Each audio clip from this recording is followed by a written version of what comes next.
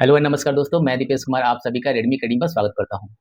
दोस्तों, आज हम इस वीडियो में एसएससी सीजीएल 2024 के थ्रू जिनका जिनका भी ऑडिटर में सिलेक्शन हुआ है, ऑडिटर इन सीजीडीए, उसका मेडिकल कैसे हुआ, क्या क्या हुआ, मैं अपना अनुभव बताने वाला हूं। जैसा कि आपको पता है कि मैं अभी पोस्टल असिस्टेंट के तौर पर काम कर रहा हूँ और सीजीएल 2024 से मुझे ऑडिटर इन सीजीडीए मिला है। ठीक है, तो मेरा डॉक्यूमेंट्स वेरिफिकेशन 22 अप्रैल को कम्प्लीट हो गया है। और उसमें क्या क्या हुआ, मेडिकल कैसे हुआ, मैं मेडिकल के बारे में खासकर बात करने वाला हूँ इस वीडियो में।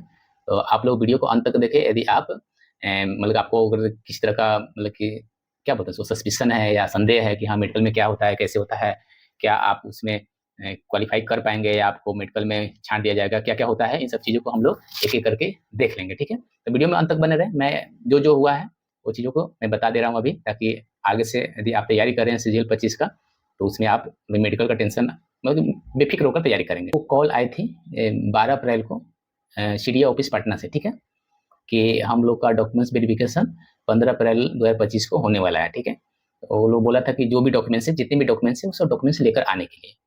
तो हम लोग सब डॉक्यूमेंट्स लेकर गए थे। 15 को मैं वहाँ गया, मेरे साथ बहुत आदमी गया था। मैं यहाँ पे सबका फोटो लगा दूंगा, आप लोग एक एक करके देख सकते हैं कि हम लोग को कहाँ बैठाया गया था। मतलब वहाँ का कॉन्फ्रेंस हॉल था, वहाँ पर बैठाया गया था।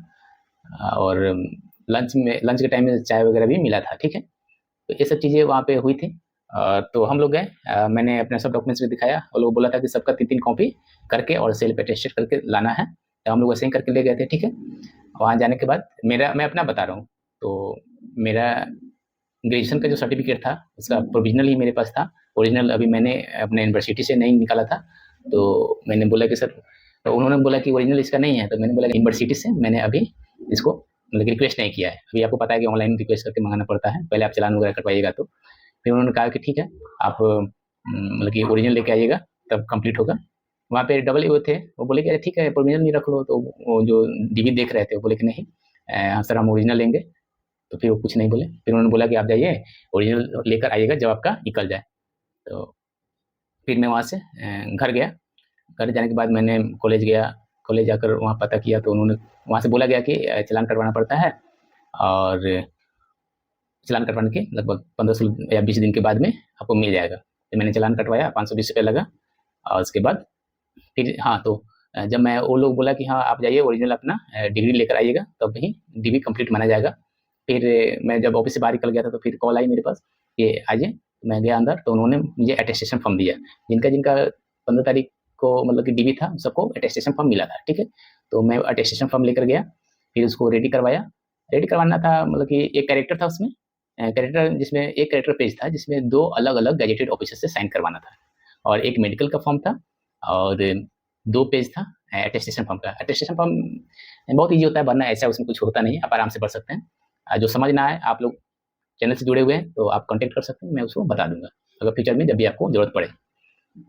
तो मैं गया अपना कॉलेज में, फिर इसको चालान-वालान कटवाया और मुझे ना सॉफ्ट कॉपी मिली, तो मैं सॉफ्ट कॉपी लेकर मतलब कि फिर मेडिकल करवाया। मेडिकल की मैं बात करने वाला था, तो मेडिकल में बता रहा हूँ।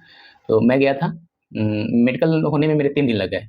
पहले दिन मैं गया वहाँ दूर पे, क्योंकि कॉलेज से जाकर मैं फिर मेडिकल कराने के लिए गया, तो लगभग 1:30 बजे के आस-पास मैं गया था अपने सदर हॉस्पिटल में। तो पहले मैं आपको क्लियर कर दूँ कि ऑडिटर इन सीजीडीए के जो भी मेडिकल होगा वो आपके होम डिस्ट्रिक्ट जो होता है, वहाँ के सदर हॉस्पिटल होता है, वहीं पे मेडिकल करवाया जाएगा। मुझे भी मतलब कि सस्पिशन था कि पता नहीं कहाँ पे कराया जाएगा, लेकिन उन्होंने कहा कि आप अपने डिस्ट्रिक्ट जो कि सदर हॉस्पिटल है वहाँ से करवा के इसको लाइएगा। तो मैं गया, 1:30 बजे एक चालान कटाया, ₹2 का, आपको पता है कि चालान कटता है। वो जनरल फिजिशियन के नाम से आपको चालान काट देगा। वहाँ जाइए, जनरल फिजिशियन का फिटनेस का एक मोहर लगेगा। वो जैसे कि आपका आई टेस्ट, फिर ईयर टेस्ट, फिर क्या रहता है, ब्लड टेस्ट रहता है, यूरिन टेस्ट रहेगा, एचआईवी टेस्ट रहेगा, ईसीजी टेस्ट रहेगा, उसके बाद एक्स-रे रहेगा। और इतने इतने टेस्ट आपको करवाना पड़ेगा। ठीक है, तो वो सब हो गया। तो मैंने सेम डे आई टेस्ट नहीं, सेम डे मैंने मतलब कि अपना ब्लड प्रेशर चेक करवाया और एक्स-रे करवाया। और एक क्या था, हाँ एचआईवी करवाया। ठीक है, तो सब जगह थोड़ा-थोड़ा मिठाई खिलाना पड़ता है, तो मैंने मिठाई खिलाई। खिलाना भी चाहिए, मुझे लगता है कि आपको टाइम नहीं लगता है, तो मिठाई खिलाकर 3 को मैंने टेस्ट वैक्सीन करवाया। ठीक है, आपको करवाना चाहिए, करवा लीजिएगा, ज़्यादा बेहतर रहेगा, ताकि उसके आधार पे जब सीएमओ साइन करते हैं तो सब उसमें रिपोर्ट रहता है और उसको आपके मतलब मेडिकल सर्टिफिकेट को वो नोट करता है प्रॉपर, फिर आगे साइन करने के लिए भेजता है। तो ये हो गया। फिर अगले दिन मैं गया, तो उस दिन मेरा हुआ आई टेस्ट, ठीक है। जैसे कि मैं बता दूं कि मैं VH कैटेगरी से मैं हूँ, तो मैंने वहाँ पे बोला कि मेरा ऐसा है, और ऑडिटर के डॉक्यूमेंट्स वेरिफिकेशन के लिए मेडिकल सर्टिफिकेट बनवाना है। मेरे पास ऑलरेडी UD ID कार्ड है, और क्या बोलते हैं उसको, मतलब कि विजुअली हैंडीकैप्ड जो सर्टिफिकेट बना हुआ है वो है। तो उसके आधार पर उन्होंने देखा और अपना जो भी रिमार्क्स था उन्होंने लिख दिया, ठीक है। टेस्ट वाला जो भी उनका रिजल्ट आया था उन्होंने लिखा वहाँ पे पेपर पर। फिर उसके बाद मैं गया ECG कराने। ECG करवाने के लिए आपको कपड़े मतलब कि यहाँ तक आपका, मतलब कि जो भी आप वेस्ट वगैरह पहनेंगे तो आपको बेड पर लिटाया जाएगा। पैर का थोड़ा पैंट अगर फुल पानी हो थोड़ा सा आपको ऊपर उठाना पड़ेगा, मतलब घुटने तक, और पूरे ये वाला यहाँ तक आपको रखना पड़ेगा। जो भी वेस्ट वगैरह पहने हैं तो अगर शर्ट पहन के जा रहे हैं तो शर्ट आपको उतारना पड़ेगा। फिर वहाँ पे वो क्या क्या लगाता है, जो भी रीडिंग करता है उसे लगाया, फिर वो अपना रिपोर्ट दिया। ये सब होने के बाद मैं गया था, तो आपको पता है कि 18 तारीख को छुट्टी थी। 17 को मैंने ECG वगैरह करवाया, बल्कि 17 तारीख को मेरा जो भी टेस्ट वगैरह होना था वो सब हो गया था। फिर मुझे बोला गया कि आप एक ही बार, मतलब कि आपको आना है अब 21 तारीख को, ठीक है। क्योंकि बीच में सैटरडे था और बंद भी था 2-3 दिन, तो मुझे फिर सैटरडे, मतलब कि 21 अप्रैल को जाना पड़ा, यानी कि मंडे को, ठीक है। तो मैं मंडे को गया, तो वहाँ पे मैंने बोला कि सर मेरा मेडिकल पर भी साइन करवा दीजिए और कैरेक्टर भी करवा दीजिए। तो मान नहीं रहे थे, पर ठीक है, मिठाई तो सबको चाहिए ही होता है।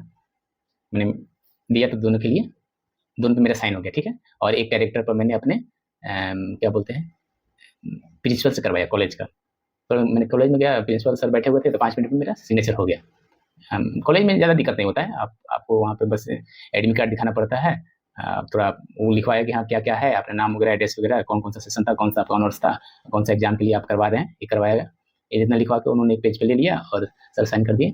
फिर अगले दिन मैं मेडिकल मेरा कंप्लीट हो गया और मैं पटना के लिए गया, और 22 अप्रैल को मेरा DB कंप्लीट हो गया, ठीक है। जैसे कि आज है 24 अप्रैल, आज मुझे सुबह 11 बजे कॉल आई थी कि क्या आपको रोजगार मेला अटेंड करना है। तो मैंने बोल दिया कि नहीं सर, मैं अभी यहाँ आके ज्वाइन कर लिया हूँ, तो मैं नहीं आ पाऊँगा। तो उन्होंने बोला ठीक है, मैं आपका नाम हटा दे रहा हूँ, और मुझे बाई मेल या और बाई पोस्ट दोनों तरफ से हो सकता है कि ज्वाइनिंग लेटर आए, ठीक है।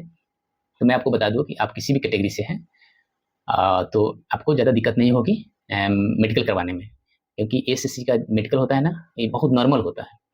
अगर आपके होम डिस्ट्रिक्ट के सदर हॉस्पिटल से करवाना है तो वहाँ तो बहुत ईजी है, आप तो आराम से करवा सकते हैं। हाँ, अगर डिपार्टमेंट पर्सनली कोई आसपास के हॉस्पिटल रिकमेंड करता है, तब हो सकता है कि आपको वहाँ पे वो लोग कुछ दिक्कत करें। पर अगर आपके होम डिस्ट्रिक्ट में हो रहा है तो बहुत ईजी है, उसमें ज़्यादा कोई इशू आता नहीं है, आप भी आराम से करवा लेंगे।